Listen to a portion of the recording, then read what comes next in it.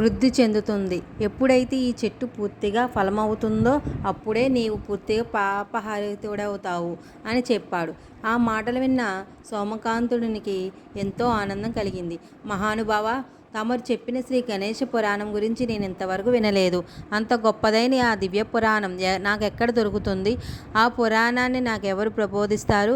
దయచేసి చెప్పండి అని ప్రార్థించాడు. సోమకాంత, పరమ పవిత్రమైన గణేశ పురాణాన్ని పూర్వం చతుర్ముఖ బ్రహ్మ వ్యాస మహర్షికి బోధించగా ఆయన నాకు దాన్ని తిరిగి ప్రబోధించాడు. ఇప్పుడు నీకు ఆ పురాణాన్ని నేనే చెబుతాను. ముందు నువ్వు పుణ్యతీర్థంలో స్నానం చేసి నేటి నుంచి ప్రవచనం సమాప్తమయ్యే వరకు గణేశ పురాణాన్ని శ్రద్ధగా వింటానని సంకల్పం చెప్పుకో అన్నాడు. మహర్షి మాట ప్రకారం సోమకాంతుడు ఆశ్రమంలోనే ఉంటూ భుగతీర్థంలో స్నానం చేసి నేటి నుంచి పరిపూర్ణమైన శ్రద్ధాభక్తులతో గణేశ పురాణాన్ని వింటాను అని సంకల్పం చేశాడు. అంతే, ఆ సంకల్ప ప్రభావంతో అప్పటిదాకా కుష్టి వ్యాధిగ్రస్తుడైన ఉన్న సోమకాంతుడు పుండ్లన్నీ మానిపోగా పూర్వం తనకున్న దివ్య శరీరాన్ని పొందాడు. ఎంతో సంతోషంతో మహర్షికి భక్తితో సమర్పించగా భృగువు అతన్ని ఆశీర్వదించాడు. ప్రశాంత చిత్తుడైన మహర్షి, మీ దయ వల్ల నా బాధలన్నీ తొలగిపోయాయి. ఇక నాకు మహామహిమోత్పన్న గణేశ పురాణాన్ని వినిపించండి. కేవలం దీన్ని వింటానని సంకల్పిస్తేనే ఇంత పుణ్యం దక్కింది. ఇక పూర్తిగా వింటే నా జీవితం ధన్యమవుతుంది అని ప్రార్థించాడు. భృగువు చెప్పడం ప్రారంభించాడు. సోమకాంత, మహత్తరమైనది, పావనమైనది అయిన ఈ శ్రీ గణేశ పురాణాన్ని నీకు వినిపిస్తాను, శ్రద్ధగా విను. దీన్ని వినడం అందరికీ సాధ్యం కాదు. ఎన్నో జన్మలో ఎంతో పుణ్యం చేస్తే కానీ ఆ భాగ్యం అందరికీ లభించదు. ఈ దివ్య పురాణాన్ని వినటం వల్ల 7 జన్మలో చేసిన పాపాలన్నీ నశించిపోతాయి. గణపతి అనుగ్రహం ఎంతో గొప్పది. సూర్యోదయమైన వెంటనే రాత్రి చీకట్లు తొలగిపోయినట్టు ఈ పురాణ శ్రవణంతో మానవుల అజ్ఞానంధకారం కూడా తొలగిపోతుంది.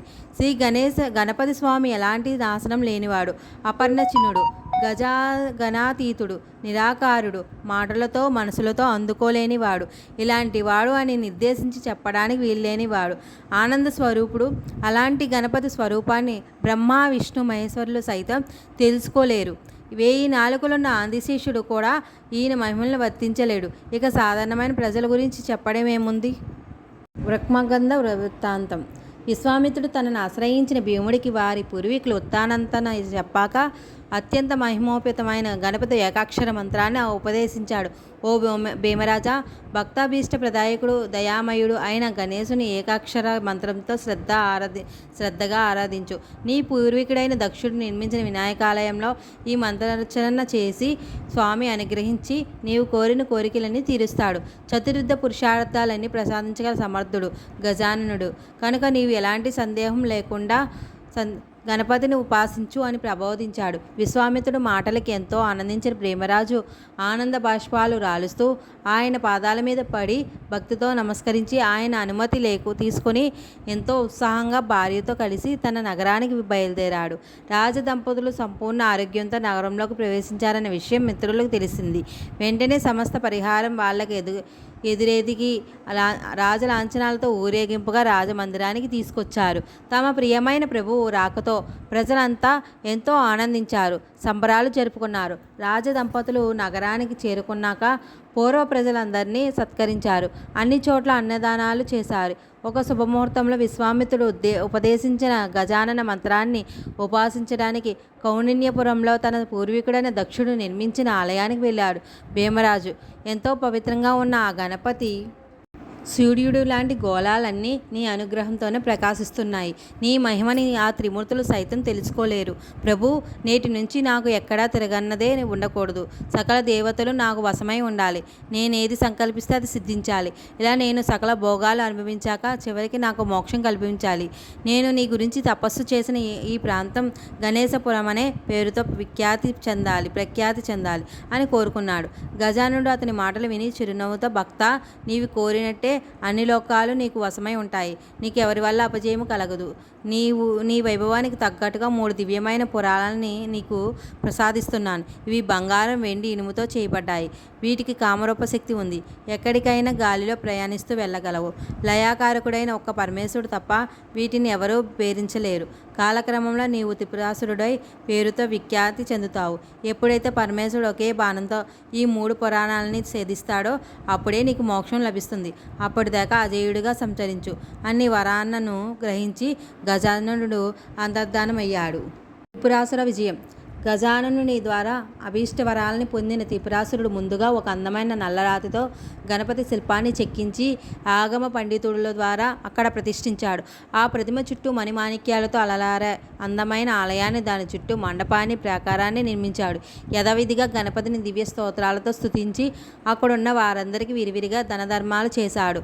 ఈ విధంగా తనకు గణేశుడు అనుగ్రహంతో సిద్ధించిన మహాబలంతో ముందుగా భూలోకాన్నంతా ఆక్రమించాడు. కొద్ది కాలంలోనే చతురంగ బలాన్ని సమీకరించి స్వర్గం మీదకి దండయాత్ర చేశాడు. త్రిపురాసురుని ఎదుర్కోవడానికి ఇందులో సర్వ సైన్యాలతో సంసిద్ధుడయ్యాడు. యుద్ధ విశారుడైన త్రిపురుడు తన సైన్యాన్ని 3 భాగాలుగా చేశాడు. ఒక దానిని ధనుర్విద్వాపారయునుడైన వజ్రదుష్టునుడైన వాణ్ణి నాయకుడిగా నియమించి తన స్వాధీనమైన భూలోకం మొత్తాన్ని తన ప్రతినిధిగా పాలించమని పంపించాడు. రెండో విభాగానికి కాలకూటుడనే వాడిని అధిపతిగా చేసి రసవలానికి వెళ్ళి అక్కడున్న నాగజాతి వారందరినీ జయించి రమ్మని పంపాడు. ఇక మిగిలిన 3వ భాగానికి తానే నాయకత్వం వహించి స్వయంగా స్వర్గం మీదికి దండెత్తాడు. స్వర్గంలో ఉన్న నందవనానికి సైన్య సమేతంగా చేరుకున్న త్రిపురాసురుడు ముందుగా దాన్ని తన స్వాధీనం చేసుకొని అక్కడి నుంచి ఒక దూత ద్వారా ఇంద్రుడికి ఇలా సందేశాన్ని పంపించారు. దేవేంద్ర, మర్యాదగా నీ సింహానాన్ని నీకు సమర్పించి వెళ్ళిపో. లేదు నన్ను జయించే ధైర్యం ఉంటే నాతో యుద్ధం చెయ్యి. ఏ విషయం ఏంటంటే వెంటనే. ఈ వీడియో మీకు నచ్చినట్లయితే లైక్ చేయండి, షేర్ చేయండి, సబ్స్క్రైబ్ చేసుకోండి. ఏమైనా ఉంటే కామెంట్లో పెట్టండి. మీరు ఈ కథను వినడం వల్ల ఆ గణేశుని ఆశీస్సులు, ఆ గణేశుని అనుగ్రహం మీపై ఎల్లవేళలా కలుగుతూ ఉంటుంది. ఈ కథ చదవడం వల్ల కానీ వినినవారు కానీ ఎంతో అదృష్టవంతులు అవుతారు. Bye friends. ఈ కథను మీకు ఏమైనా తప్పులు ఉంటే నన్ను క్షమించండి. మిగతా కథను రేపటి భాగంలో తెలుసుకుందాం. Bye friends.